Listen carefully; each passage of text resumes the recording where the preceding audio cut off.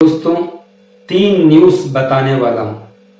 पहला news, America में एक हेलीकॉप्टर बहुत बड़ा एरोप्लेन से टकरा जाता है, जिसकी वजह से हेलीकॉप्टर और एरोप्लेन ब्लास्ट होकर के बहुत बड़ा नदी में जाकर गिर गया।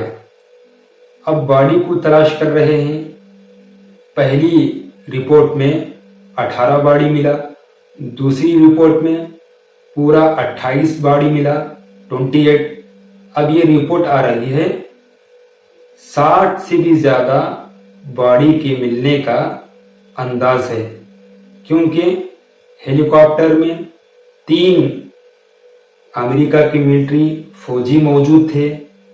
इधर एरोप्लेन में 60 पैसेंजर, 60 मुसाफिर और 4 क्रू मेंबर, पायलट और काम करने वाले मौजूद थे। इसलिए तीसरा रिपोर्ट में ये बात आ रही है 60 से भी ज्यादा बॉडी उस पानी के अंदर मिलने का अंदाज है। दूसरा न्यूज़, गाजा में हमास की तरफ से इजराइल के 3 होस्टेजेस, 3 बंधक और 5 थाईलैंड वाले को आजाद किया गया, छोड़ा गया, रिहा किया गया हमास की तरफ से। तो उधर इजराइल भी 110 फलस्तीनियों को आजाद किया, छोड़ा और रिहा कर दिया। तीसरा न्यूज़, इजराइल ड्रोन अटैक किया फलस्तीन के चंद जगहों में, जिसकी वजह से 10 फलस्तीनी इजराइल के ड्रोन के अटैक की वजह से मारे गए, उनकी मौत हो गई।